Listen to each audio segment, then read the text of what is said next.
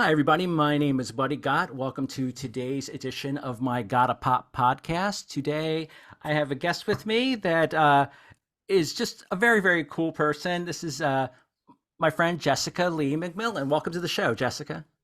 Hi, thanks so much for having me. Oh, it's my pleasure.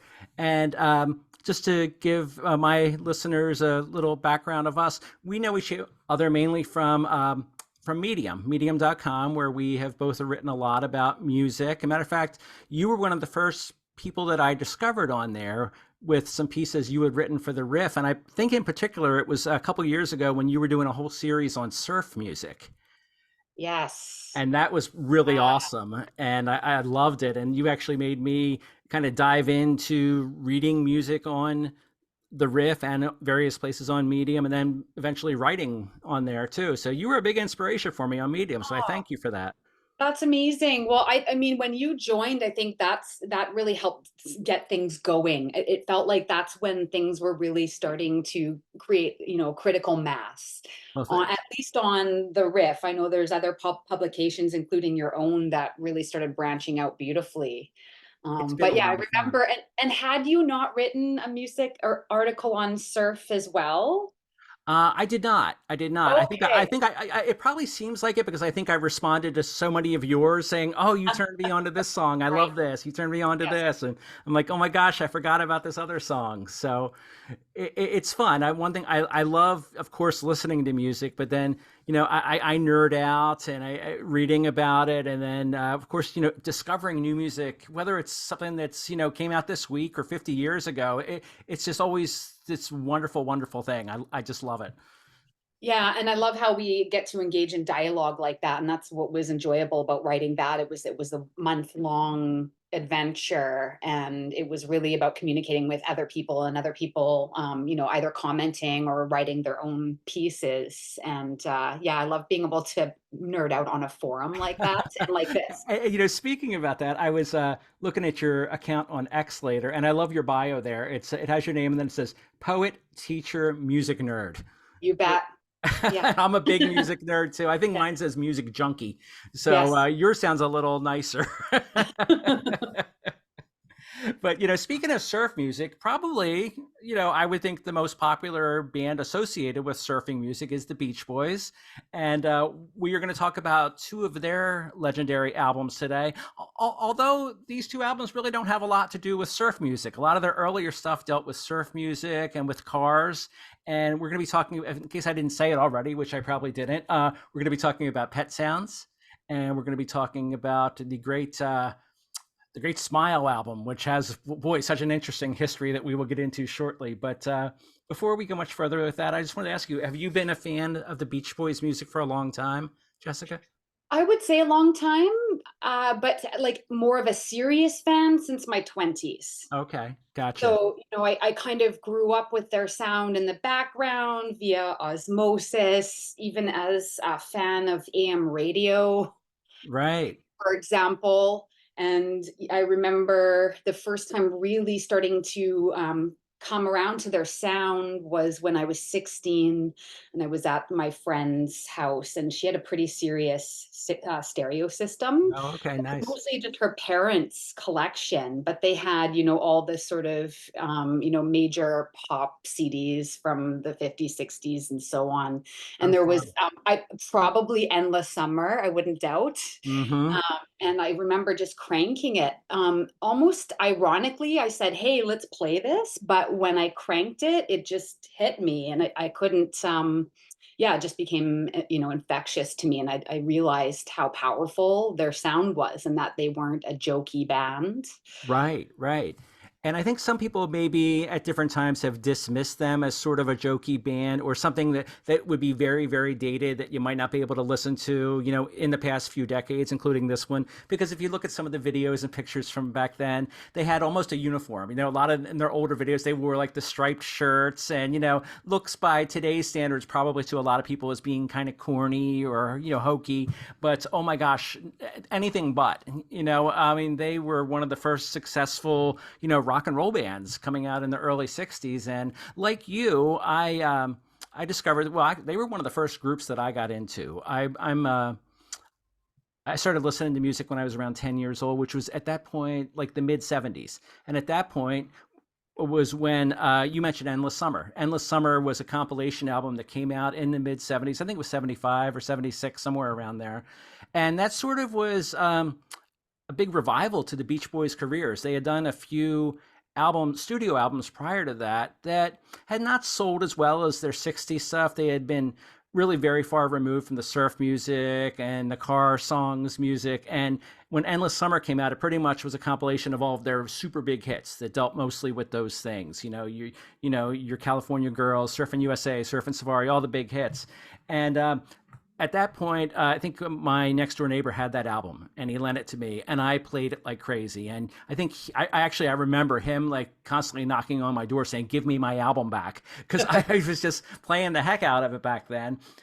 And like you, I think I was, even though I considered myself a big fan of them back then, probably throughout, when I was 10 up until through my 20s, it was mostly from compilation albums. I had multiple compilation albums, and the Beach Boys have always had a ton of compilation albums out on the market. I had 3 or 4 greatest hits, I think 2 live albums, but strangely enough, I did not buy or even hear all of Pet Sounds until I was in my early 30s, which to this day sort of surprises me because it's deemed by a lot of people to be one of the greatest albums of all time.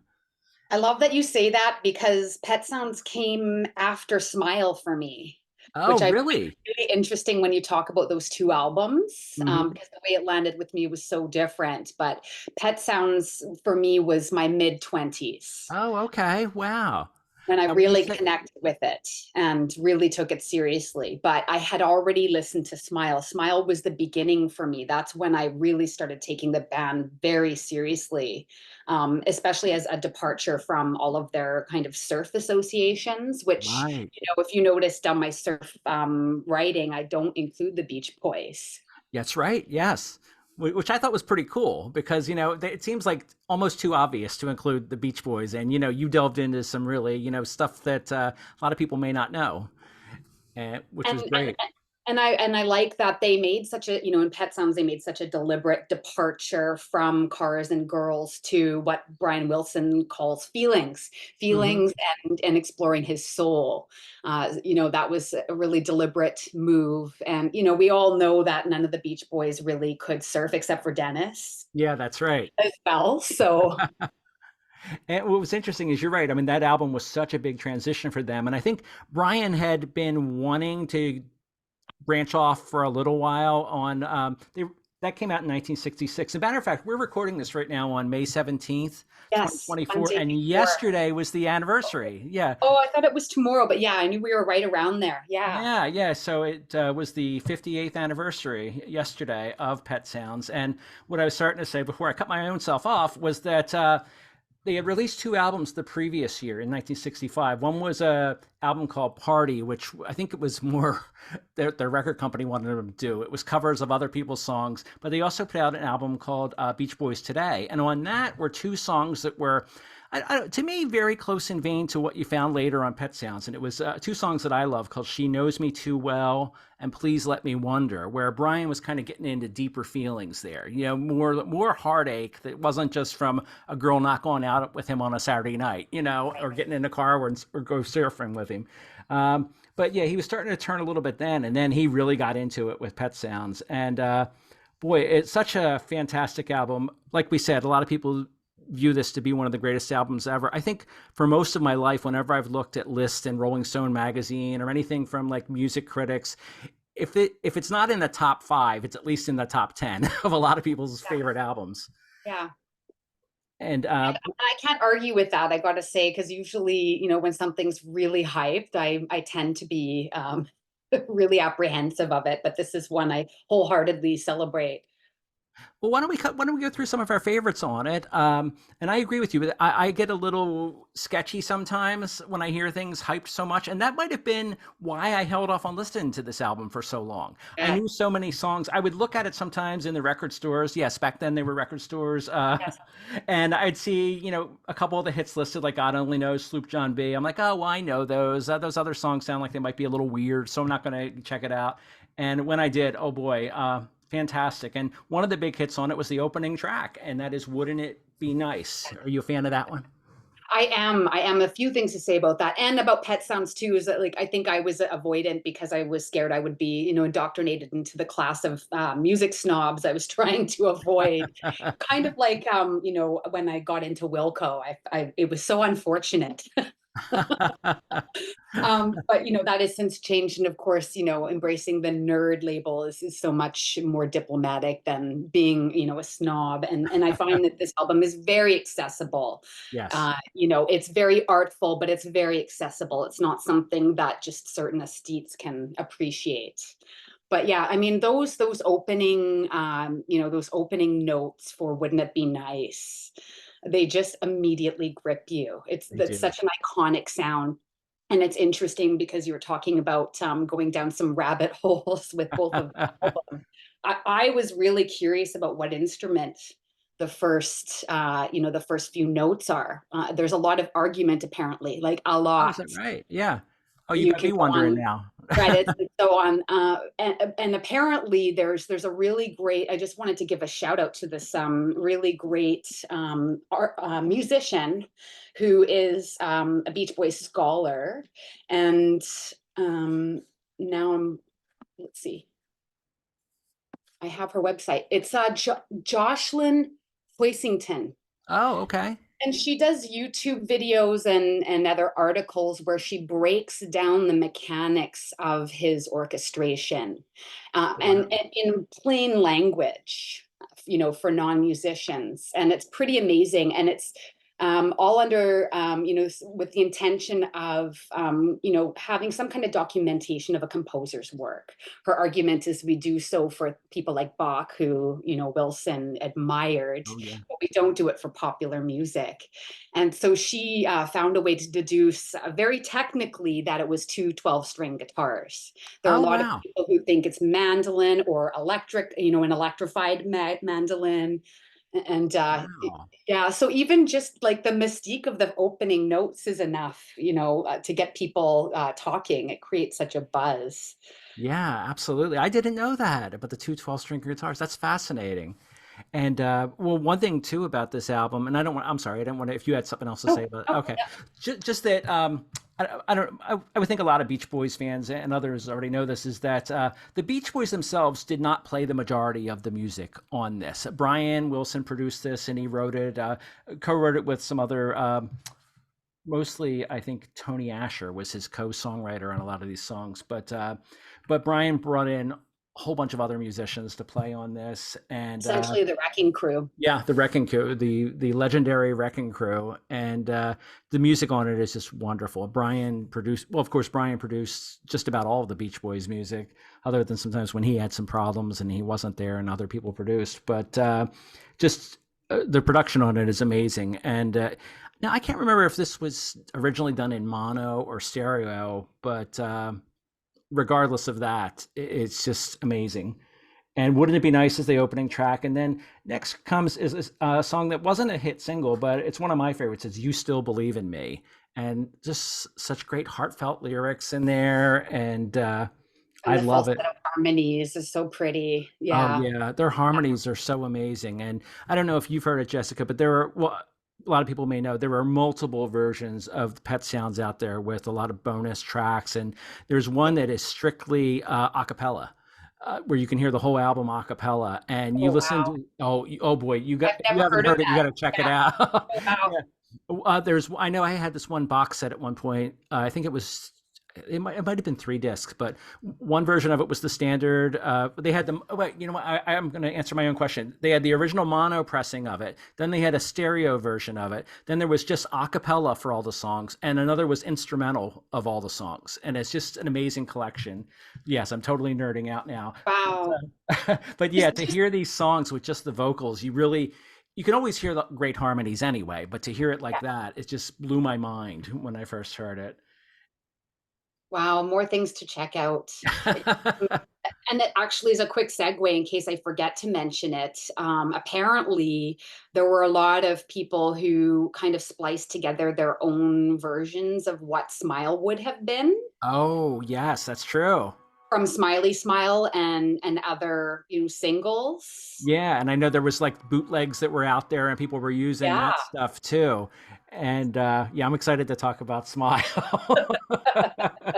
But we'll wrap up about Pet Sounds Oh first. yeah, no, that's fine. I wasn't Oh trying no, to no, no, kind of no. make a segue, but yeah, it's just interesting that, all these versions and then there's fan versions, right? Yeah, I know. There's just so much out there, and eh, yeah, Smile's just amazing. I've got some interesting stories about Smile. How geeky I've been with that. Oh wow. Nothing naughty or anything, but one of my favorite songs on here too is the third track, and it's called "That's Not Me," Yeah, and I love the vocals on that quite a bit. Matter of fact, that is probably one of my favorite lead vocals by Mike Love. I think yeah, Mike yeah, Love I know. sounds I good. hate to say it. I hate to say it.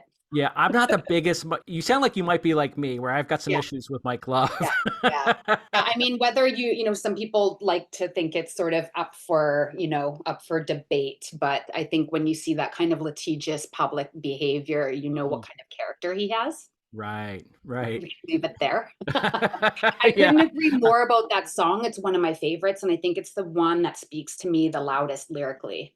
Oh, yeah. The lyrics in that are amazing, and yeah, it's this. It's interesting because while you can say that some of their early music was about a coming of age, I think it was maybe more like from teenagers. This is like becoming an adult, and you're going through changes in your life, and having problems like maybe you never did before, whether it's with your heart or just other aspects of your life, and maybe trying to find out who you are.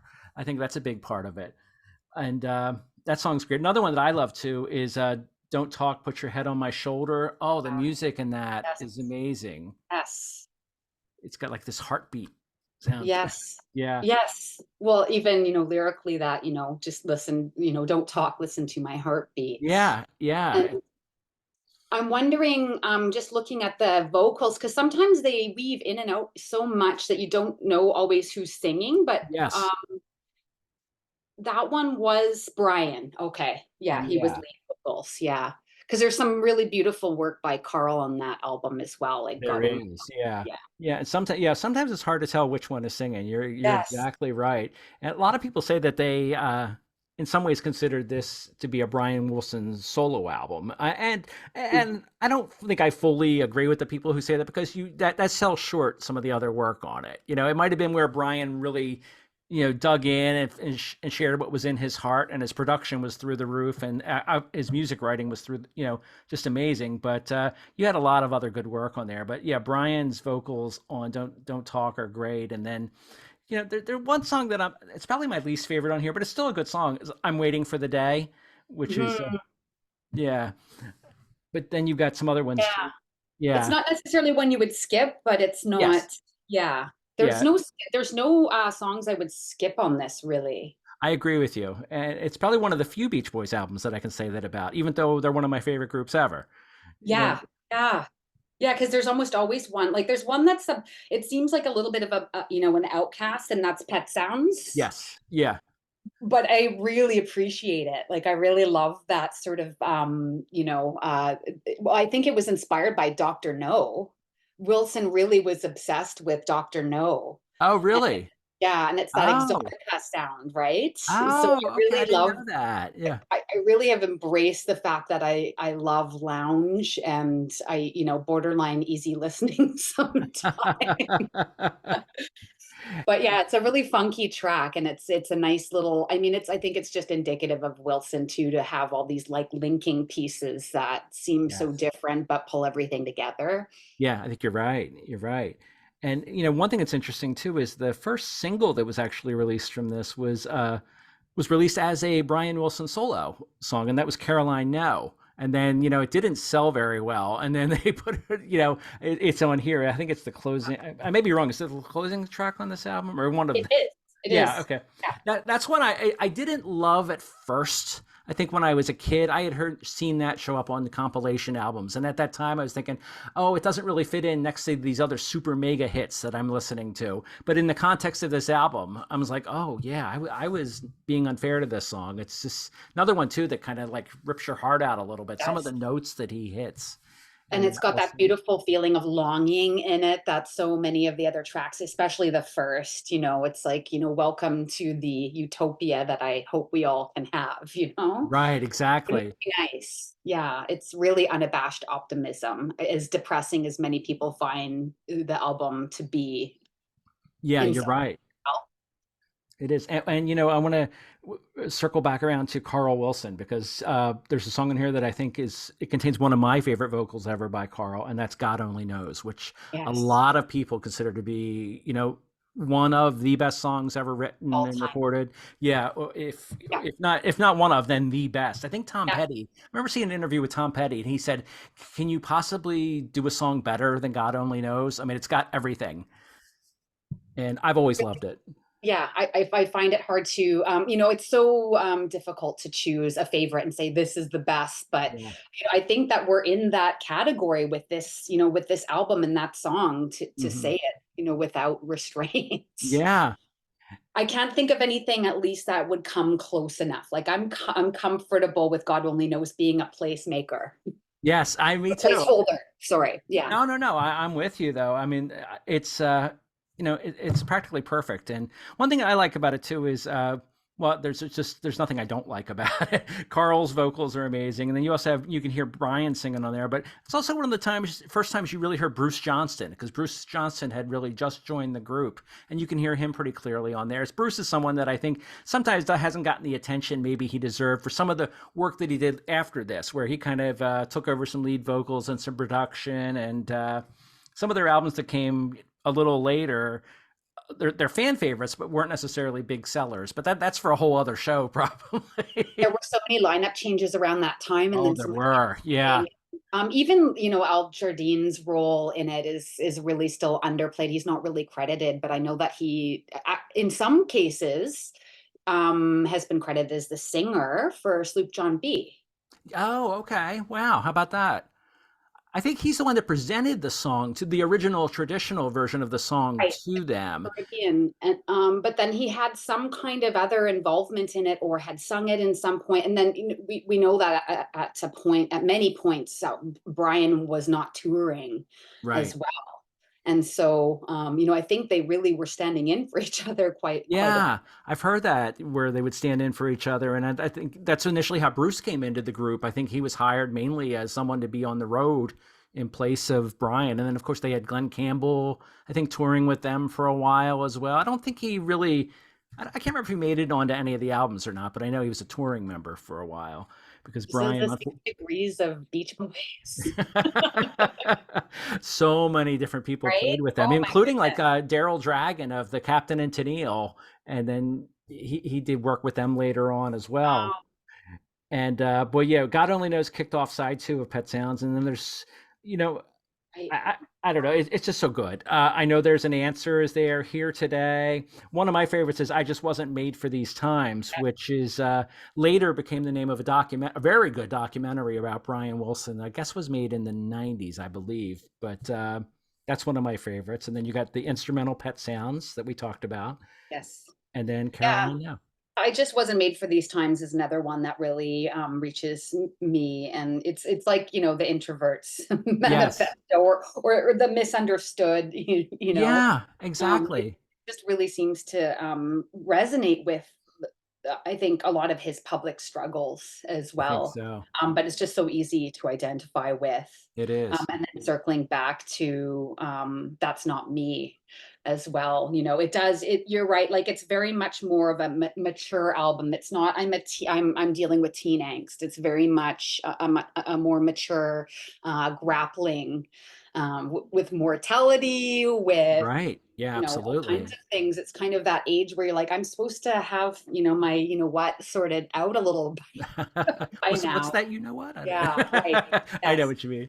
But Yeah. I can actually totally relate. I might not be able to speak it clearly, but I can relate to what you were saying there. And I think a lot of Brian's music was really grabbed a hold of by introverts and people who may have felt like they were outsiders or even oddballs at times. I remember one of the first songs that I really related to when I was a child was In My Room, because I was a loner. I was the oldest of my family, of my siblings and myself, and in some ways when you're the oldest child, you're almost like an only child, because you're experiencing things on your own. And I would just sit in my room and read and listen to music. Other kids would be knocking on the door asking me to play, and I'm like, I want to just read. I Yes. just want to hang out and do my own thing. And then later you get into like other things. Oh, do girls like me? Am I ever going to pass this class in school? All these stupid things. Well, stupid now, but back then they're the biggest traumas a kid can experience.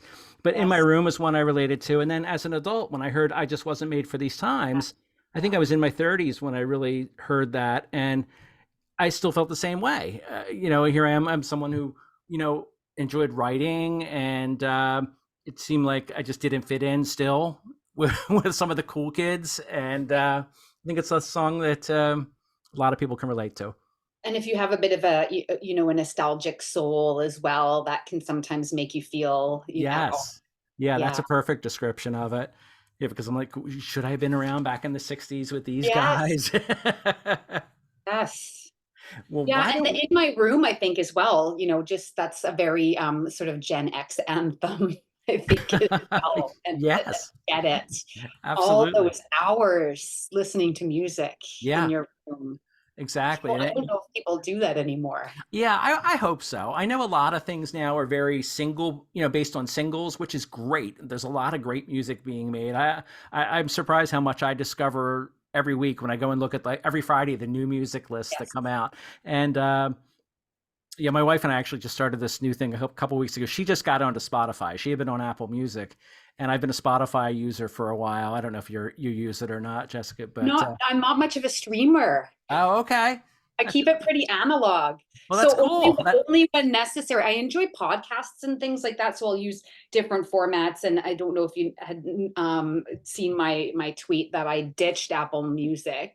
I Oh, you ditched know what? iTunes That's right. entirely because I don't like the forced subscription model. And Hmm. I got literally just an MP3 player, Doppler. Oh, okay, I can nice. completely control my catalog.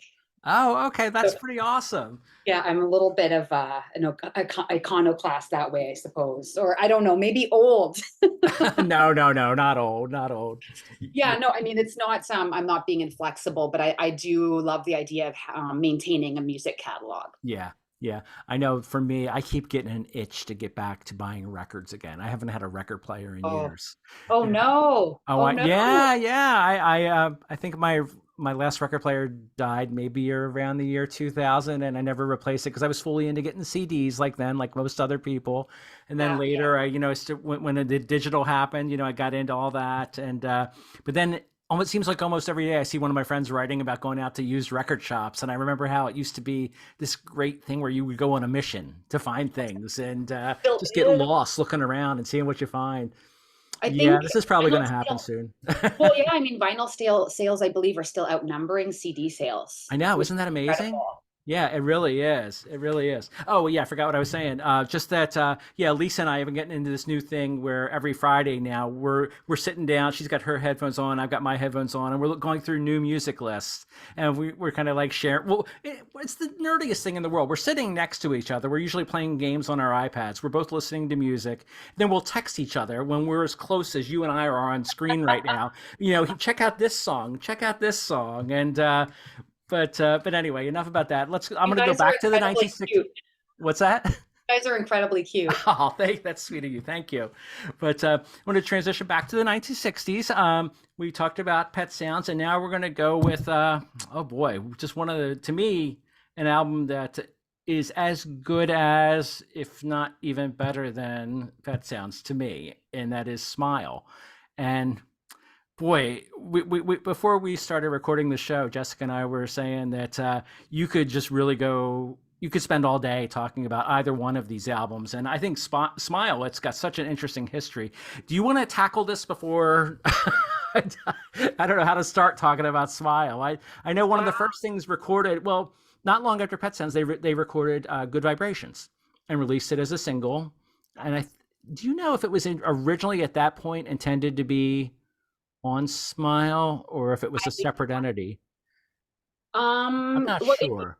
It ended up on, I haven't listened to Smiley Smile in a really long time to the point of forgetting the track list, but wasn't Mhm. it sort of just sloughed off onto Smiley Yeah, I Smile? think so. Yeah. Yeah, I think maybe it was intended to be on Smile, which was supposed to have come out, to be the follow up to Pet Sounds. Matter of fact, they had even printed up what the album cover was going to look like and a track listing, and I think that got out to the press where they were promoting it, but then it went through all kinds of wild things, folks, that I would suggest you, if you're interested in what we're talking about today, to really, go and find some documentaries on it. Because like I said, you could spend hours just learning about this. But basically, Yeah.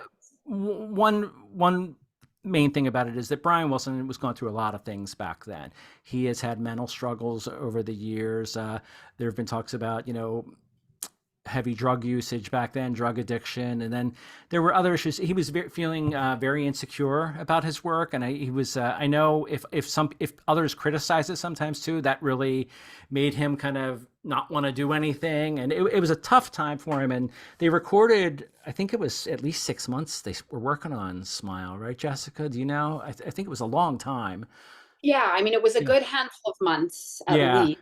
yeah. And then it ended up. Right on the heels of Pet Sounds as well. Like, how could he not Yeah. have been burnt out? And only had sort of recently broken away from his father's control as well. Like, there were so many factors that were involved in making it difficult, for Smile to become a thing. On top of the fact that Pet Sounds wasn't their first release, but Smile sort of seems to have suffered from that same sophomore Hmm. Yeah. sophomore-itis, just Exactly. by virtue of how much hype there was around Pet Sounds. Right, right. And what's interesting too is, I found this amazing when I discovered it. It was that initially Pet Sounds, although it was critically acclaimed and fans seemed to like it, it wasn't like a big seller like some of their other things too.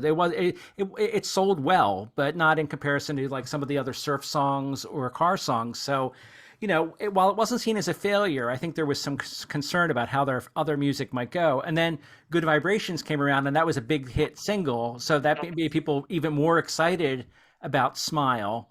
And then there was a lot of hype about it because people who were around while the Beach Boys were working on this were saying, oh, this is going to be one of the greatest albums ever. So there was a lot of hype. And that was also a lot more pressure on Brian Wilson, which I think was part of the problem. And The stakes were really high, very even in high. terms of, like, critically, Pet Sounds was lauded, at least by their peers. Hmm. From the Stones to the Beatles, in particular, were intimidated by it. And it was supposed to be sort of the counter in some ways to the British invasion. And that's a lot of pressure. It's an awful lot of pressure. And there was always this, well, I can't say always, but at least for a time, there was this friendly competition between like Brian Wilson and Paul McCartney in particular. That they admire the heck out of each other. You'll still hear each of them, rave about the other. And I believe that Paul has said that he thought God Only Knows was the greatest song, and Pet Sounds was his favorite album. I think he actually gave copies of Pet Sounds to his kids, saying, you have to hear this. And that was much later, but still. But yeah, there was this, because of that, friendly competition. I think that kind of inspired him to try even harder. And matter of fact, I think Sergeant Pepper, in large part, was inspired by Pet Sounds. Yes. Well, yeah, I forgot about that. Yeah. Excuse me. And yeah, like you said, the stakes were very high. There was a lot of pressure, and there was problems within the band too, where some of the band members were not really happy that Brian was going off in these kind of interesting directions with this, because these songs, while he may have gone in different directions with Pet Sounds, he was really going in different directions with this one. He was getting into, just the stories and the songs. I mean, like, gosh, just looking at the song titles alone, there's one called Do You Like Worms? Barnyard, Cabin Essence. That was not so weird, I guess. But Mike Love, who we mentioned earlier in particular, had some issues with some of the lines that were in some of these songs, thinking that they were just too out there. And Brian's co-writer on this was a songwriter and musician named Van Dyke Parks, who was very young at the time, but he and Brian had met at a party, and they worked on this together, and Brian pretty much like let Van Dyke kind of do his own thing with the lyrics, and he's a Yes. brilliant lyricist. I think he kind of had insisted on it, and I think that probably was the really the domino effect is when he Hmm. left, because their collaboration was really what was going to bring Smile forward. Yeah, And when Van Dyke Parks was had sort of had it and was intimidated by everything that was going on. I mean, yeah. he's also responsible, I think, for helping revive Smile at He the end of was, yeah, yeah. I mean, I think it after came out. all those years. Yeah, which is amazing. And that leads me, let me ask you this then, because you said that you had heard Smile before you heard Pet Sounds in its Yeah. entirety. Now, Yeah. did you hear it, the Brian Wilson version that came out, or were you hearing it from bootlegs or the one that came out in 2011 or? Yeah, 2003, right? Or 2004. Oh yeah, 2004 was So, Brian Smile. Yes. yeah, I have the CD. It's too bad. At the time, I was DJing. I had a vinyl collection, and then I lost it for a while. But I would have loved to have gotten that on vinyl. Just Yeah. going quickly back to talking about that, because now if you want to get that Smile, Brian Wilson's Smile, you're talking 300 plus Really? just to get the Wow. vinyl, because they just didn't really press, or they haven't been pressing it. And Oh, even actually okay. to get the CD is difficult. So, I had consolidated all my CDs into wallets, and all I have is this little thing. Oh, I okay. had to go up Nice. and look at the liner notes. But yeah, it was the Brian Wilson Smile, and it was 2003. Oh, okay. Um, and I was playing it really loudly in the car, and it blew the top of my head off. Or another way to say it, it completely rewired my brain. It's amazing. That's how I first experienced it too. Let me just backtrack 1 second. Then I want to come right back to Brian Smile. I got to know some of the songs from a compilation. I've got so many notes here. Sorry. Um, in 1993, there was a box set put out of Beach Boys music. It was called Good Vibrations: 30 Years of the Beach Boys, and there were several songs from the original Smile sessions that were released then, which were the first official releases after like years and years of bootlegs, like you had mentioned earlier. So I got to know some of the songs then, but I don't know. They weren't. A lot of those were not complete versions of the songs. So when the Brian Wilson Smile came out in 2003, that's when, I don't know, you heard more of like how Brian wanted them to be. Um, and it blew me away. Like you, I just got so lost in it. I would play it in the car so loud, usually by myself because my friends and, whoever I was hanging out with at the time weren't into it like I was. And I just loved it so much. There are plenty of people who still think that it's deeply uncool unless they really, really listen. I read a little story about Questlove, cranking Beach Boys, and Tilla making fun of him, and then eventually coming around saying, "Yeah, there's some good stuff there." And other critics saying that they got regularly beaten up for listening. This is more Pet Sounds, but um, yeah, I lost my train of thought there. Oh, I had a question for you. Okay. That box set that came out, I had read about that. Did that include Do You Like Worms? Let me see. I actually give me 1 second here to look at my notes because I actually did print out what it included, and it did actually. It contained quite a bit. I think it was like 30 minutes of music from Oh, Smile, from wow. the Smile sessions. It had Our Prayer, Heroes and Villains, Wonderful, Cabin Essence, Wind Chimes. Oh, wow. uh, Okay. yeah, and Do You Like Worms and Vegetables? And when I heard Vegetables at first, I was like, oh, it's quirky and odd. Now I'm going back to the early 90s when I got this box set. And I'm like, it's really bizarre. I'm not sure. I'm like, maybe it's better that they didn't release this album back then. Yeah. But then when I got the Brian Wilson version, I loved it. I Yeah. love Vegetables. Me too. I really embraced its absurdity, actually. I thought it was just Me really too. clever and brave, and yeah, I Exactly. don't know. Yeah. Yeah, and it's such a. Oh, I mentioned earlier when we first brought up Smile that I had a story about it, just how geeky I was with the album. When I had it, I guess I had it for a couple of weeks, and I was playing it like crazy. And one of my favorite things on the album, I guess it would be considered a suite or a section, is towards the middle where you've got a group of songs that really flow very well into each other. You have Cabin Essence, wonderful, Song for Children, Child is the Father of the Man, and the vocals in that, the harmonies are just amazing. Brian's band back then was just incredible. Um, and I played that so much, and I used to bring the CD I had to work with me. And I remember having it there, and I had my little boom box. I used to play it in my office, and I left the CD there on a Friday, and there I was with the weekend, and I wanted to hear that album, because I had only heard it 20 times that week. So I'm like, I can't get there. Security's not going to let me in to get my CD. So I went out and bought another copy of the album. Oh, Because I that's had Childish awesome. Father of the That's Man in my head, and I'm like, I really great. want to play this. I want to drive around and play this. So I went out, bought another copy. So then for the longest time, I had two CDs of it, just because I couldn't go those 2.5 days without hearing that album at that Yeah, time. no, I mean, that's very justified.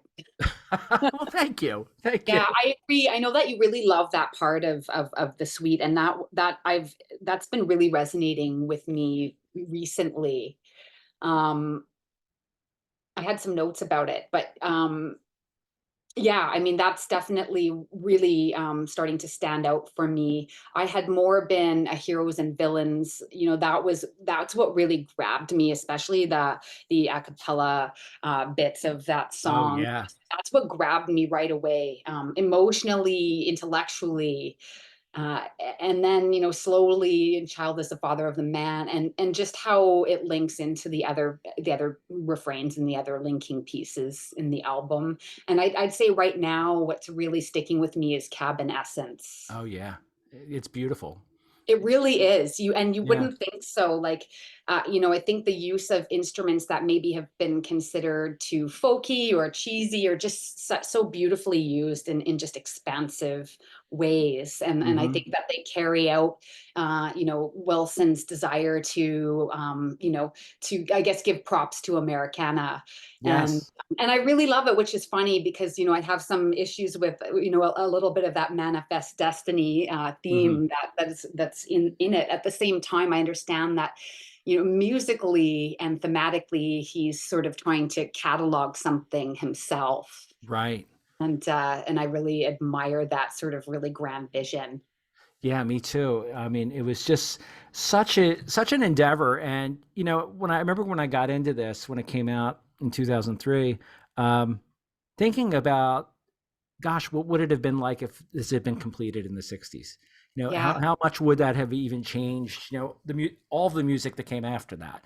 Obviously the Pet Sounds album was very influential to so many others, including Paul McCartney, for Pete's sake, and just countless musicians. And imagine if yeah, this album had exactly. come out back then. I mean, it would have changed music even more. I think a lot of people would have probably still viewed it as kind of being weird or kind of out there because it was so much different than anything else. But that blew my mind. Like I said, almost over 30 years after it was supposed to have been released, hearing these songs and thinking, wow, this it's just such amazing, wonderful music.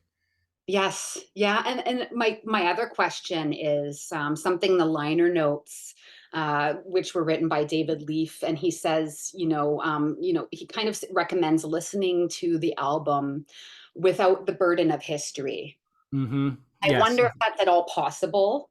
For Yeah, I myself, I'm wonder that sort of too. lucky how I came into it because I didn't know a lot about Smile being this sort of ghost album. Right, right. And Yeah, so I that's was able, interesting. yeah, and I mean, I think they did a lot to preserve the sounds of the time when it should have been released. Hmm. They didn't want to include anything sounding too modern. They didn't want it to be anachronistic. So it's that really truly a nod back in some ways. But given how much it rewired my brain, I still found it really revolutionary. It's some critics say, meh, it was released too late, but I still feel like sonically it just did so much even in the early aughts. Yeah, I agree with you about all those things. And it kind of surprised me a little bit that it didn't get more attention when it was released. I mean, yeah, a lot of people, big music fans like us, I know, just loved it and raved about it. But I thought that was going to be like the album of the year. Everyone was going to be like, you have to Yeah. hear this. And I think it did win one or two Grammy Awards and maybe some other awards. But It's just so amazing. Excuse me. And if you look at the song list, I mean, there's a handful of songs that people would know because they were released later on. We had mentioned Heroes and Villains. That's one that now this is interesting. Now I had Heroes and Villains, I guess, on a couple of compilation albums years before I got this Brian Wilson Smile, and I was never crazy about the Beach Boys version of it. For whatever reason, I just didn't love it. I knew critics said it was one of their greatest songs, and I just didn't connect with it until I heard the Brian Wilson version of it. I don't know why. I don't want to say that Brian's band was better than the Beach Boys, but there was something about I liked his version a little bit more for whatever reason. And that's a song that, like I said, had shown up on later releases. Wonderful, I think Wonderful might have been on Smile or one of those later albums. Surf's Up became the title of a Beach Boys album later on. And I'm not a big super fan of that album, but I love that song. That song's incredible. It Yeah. is. I think Yeah. that lyrically, that is one of my favorite Beach Boys songs ever. Yes. Yeah. Yeah, I could do a whole show just on that song. I mean, just Van Dyke Parks' lyrics and that are Yes. just incredible. And I mean, I think again, like he was so instrumental as well. Like the reason why Wilson was so interested in him is because he was so connected to the folk scene and to writing, about Americana and just some of his surreal lyrics as well. Like he's just, I think that they're very, kindred spirits that way. Yes, I agree. The album has actually been labeled as surreal Americana. Oh, okay. I think that's very apt. Yeah.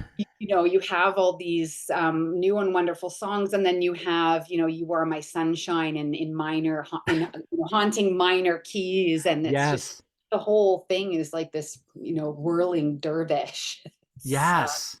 Yeah. Yeah, it's just amazing. And like I said, I just love all vegetables, of course, we talked about. That's just this fun, quirky song. And one thing I like too about the Brian Wilson version, it ends with Good Vibrations, but it's a slightly different version that of Good Vibrations than most people know. The lyrics are a little bit different on there. I think can't remember who co-wrote someone else was brought in to write the lyrics in the popular version. I don't know if it was Tony Asher again, or I don't think it was Yeah. Mike Love, but Wilson was never happy with the lyrics, and a yeah, lot of people didn't want to touch it. They were saying, it's beautiful. I don't want to touch it. There's nothing wrong with the song. right. And it's funny now when I hear the original version of it now, I kind of miss the lyrics from the Smile version, but that's not to take away from the original. It's still one of my favorite songs ever.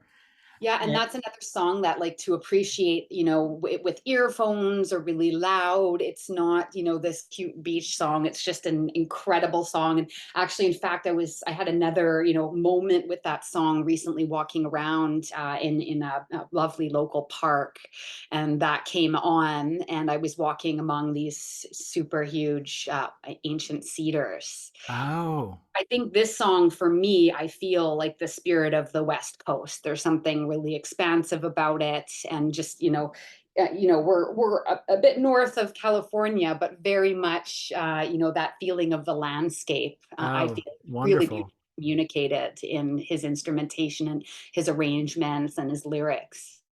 That sounds like a wonderful moment you had out there. Yes, it was majestic. That sounds fantastic. I love having moments like that where Yes.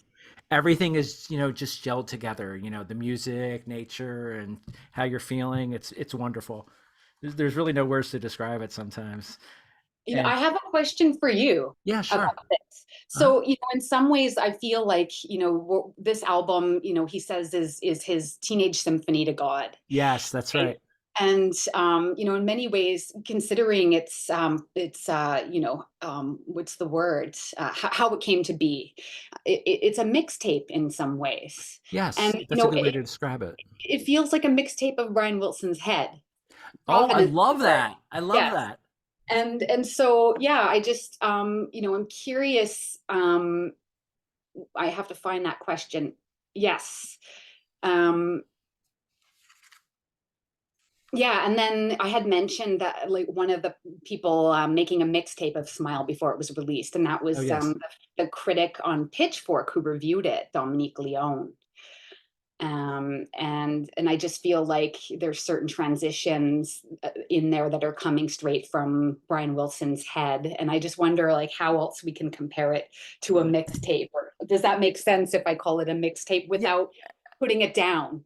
No, I don't think it's putting it down at all. I think the way you said a mixtape of Brian Wilson's head or Yes. his mind, Yeah. I think Yeah. Yeah. that's wonderful. And what's interesting is that, like we said earlier, although Brian wrote the music and produced the music, he wasn't always involved with the lyrics. More often than not, he did have a co-writer with him who handled Yes. the bulk of the lyrics. But I think, they worked closely enough. And what we know of Brian and his history, these things all seem to suit Brian's life very, very well.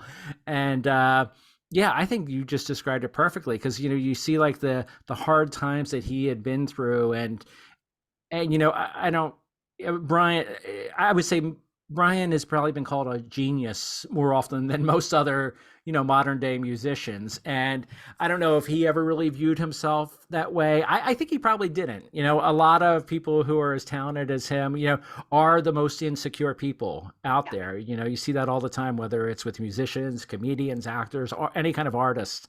And you saw his insecurities come through, but then he got to really shine. I think that's how he could really be himself, was through his music. And thank goodness we all have gotten to experience that. Yes, and there's something I think a lot of people will agree that's very sure-footed about Smile, and I think he really knew what he was doing. Yeah, And with Pet Sounds, he didn't realize until sort of shortly after, how brilliant his work was. He didn't really know, and there's something very deliberate about this, and it's perhaps because he was so apprehensive to even get Smile going again. He had to right. continually be convinced, and it wasn't until and that's another interesting thing about this album's Providence is that it was performed live That's right. before they decided to record it with the London Symphony Orchestra. And after enough performances and enough standing ovations, he was finally convinced to follow through with it in the recording studio with his modular approach that he had used in Pet Sounds. And how wonderful is that? I mean, this guy, I mean, with all the successes he had throughout his life, that still gnawed at him, that this thing that he had invested so much of himself in for so long, it fell by the wayside. People were talking about it for years and years, saying what a grand failure it was. And then to have, I believe his band at the time was instrumental in encouraging him too, to, Yes. do that concert. Yes. And, and yeah, when he finally did it, I know he was just walking on air from what I heard. And that, like you said, he went into the studio and did this amazing album. And yeah, it's just what an incredible story. And I think I touched upon this earlier. Back in 2011, that there was finally an official Smile release, by the Beach Boys that put out, as complete of a version as they could, because a lot of the songs weren't finished back in the 60s. And it's interesting because you have basically the same lineup of the songs for the most part that are on Wilson's album, but then like a bunch of other, demos and stuff from their recording sessions. And have you heard much of that, Jessica? Or you have a A bit, so I'm not very knowledgeable of it. Yeah, I get a little lost sometimes with the myriad of releases, yeah, and it's hard. almost like the split of the different bands. Yeah, You yeah, know, and that's the the Love, like with Mike Love and all of that. Like I'm still yeah, quite it's hard to confused keep up with all that stuff. I with mean, it.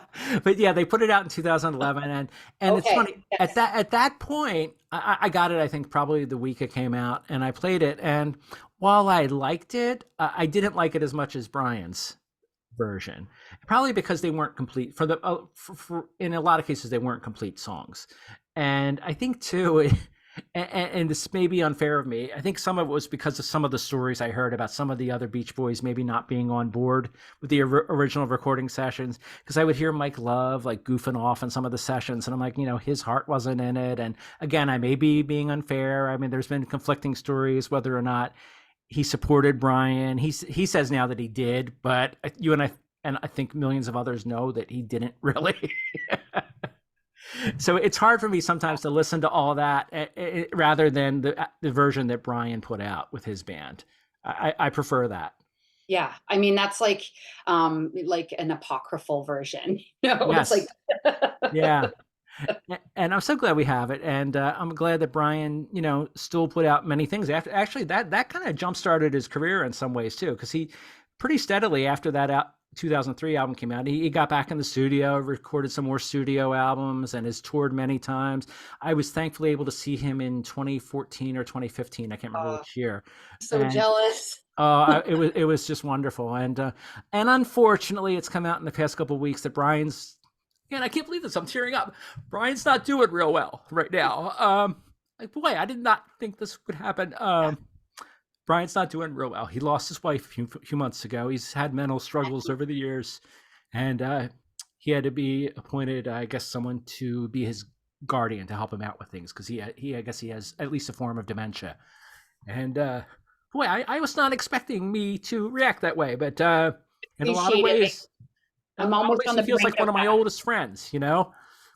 So I'm glad, Anticipating any kind of demise is just it's unthinkable. I mean, yeah, just yeah, yeah, out and of we're any other musician, yeah, there's yeah, and I yeah, it's hard because sometimes you'll see. I think we're getting actually close to his birthday, and I think him and Paul McCartney are within weeks of each other. I think, really. yeah, I believe. Yeah. I don't know if this His year will be. birthday's June 20th, right? I think I I saw think that. so, and this is going to be, I think, maybe his 82nd birthday, 81st or Yes, 82nd. I think turning 82nd. 82. Yeah. Yeah, and I just hope Brian can have as healthy and as long of a life as possible with being able to live a good life. I'm sure. I hope he's got good people around him. I know he has I several really children and do. grandchildren, and Like didn't mean to turn that in on Uncourse. the somber note. Sorry. No, I mean it's such a broad history, and he's just such a deeply revered, figure in music, and he's just such a beautiful soul, you Yeah. know. I'm right on that brink every time I think about his age and the recent news and losing Yeah. Melinda. And but I also get sad about Melinda. Carney was mentioning that she was Melandy. She gave her a Oh. hybrid name from Oh. and the psychologist who had his kind of hooks in Brian for all of those Oh. years. Yeah. And I just wonder how much independence Brian has ever really had. Yeah, I know, I know, and yeah, and if folks, if you're not familiar with a lot of Brian's story, there are some good books out there about him, and there was a. Did you see the documentary? I'm not the documentary, the movie with John Cusack, Paul Yeah. Dano. I Love forget and what. mercy. Love and Mercy. Yeah, I think again, I wasn't there. I don't know how accurate it was, but it seems by many to be viewed as a pretty good, accurate, depiction of Brian's life and his various relationships with his fellow musicians, his art, and of course with his wife Melinda. And Although worth. apparently she was the one who most of it was based on interviews with her. So Oh, you know what? I had forgotten that. Yeah, yeah. Matter of fact, I remember when I guess he put out a couple autobiographies in the past couple decades, and the last one I think she was very, very, very involved with it. Where I think Van Dyke Parks kind of slammed her a little bit at the time, saying he goes, "Well, it doesn't sound very much like a true autobiography to me because it was more." Maybe hers and others' viewpoints, and I'm not trying to badmouth anybody, of course, but no, but there's something that happened, I think, with his over controlling father that created this like chain of command that happened yes, that just had a ripple effect throughout his whole life I and think his you're four right. brothers too. There's just a lot of heartbreak when we think about the Oh, Wilsons. a lot of heartbreak. And I think to a lot of people, including Brian himself from an interview I saw with him, where he said he was about the last person who ever expected he would be the last of the Wilson brothers to be around, given all of his problems back in the 60s and everything. And of course, Dennis sadly died in a drowning incident in the 80s. And I think Carl passed, I want to say 98 or 99 from cancer. And yeah, boy, so many horrible things related to them.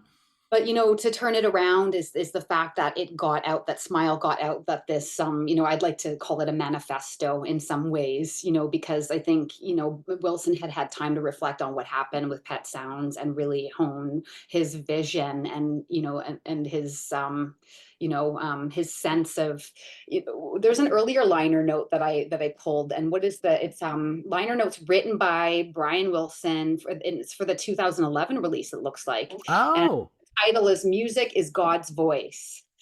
You Oh, know, I love that. his idea of the connection of the divine, or the importance of music, or the importance of unreserved glee. Like, he really truly wants to share joy despite all of the tremendous darkness and heartache that he has faced. And that makes him so much more a hero to I me. agree. I mean, that's wonderful. Yeah, and what a wonderful, despite all the troubles, I mean, what an amazing life, and just you like you said, we could just go on and on talking about his music. We just touched upon a couple of his albums here today. I mean, other Beach Boys works, and I like a lot of his solo works too. I mean, he's one of one of my favorite musicians, songwriters, producers ever, and like you said, just a beautiful person. Like anybody, he didn't do things perfectly. I'm sure there's things he wish he had done differently, but there's a lot of good in Brian Wilson, and we can hear it in his music. And the world is so much better. Absolutely. And I'll tell you, you made my podcast a lot better today. I have enjoyed talking with you about all of this, and unexpectedly getting emotional with talking about it, but I don't mind that, because music Yeah, touches us, and right. and the best musicians touch us, and Yes. so I thank you, Jessica, for being on the show, and I Thank want to. you. Oh, Oh, you're welcome. And folks, I encourage you to check out Jessica online. You can. I know. I don't think you. Well, let me try that in better English than I just displayed. But I know you're on X. I enjoy seeing your posts. I wanted to say tweets, but your posts on X, and you have a website too, don't you? JessicaLeeMcMillan.com. Is that right? you bet. Yeah. That's wonderful. And Jessica's a wonderful poet, wonderful writer, and just a very cool person. So check her out, and you can find me at thebuddygott.com. So thank you again, Jessica. Thanks, buddy. Thank you. And folks, thank you for listening or watching today. Whatever you're doing, I hope you have yourself a fantastic time. See you soon.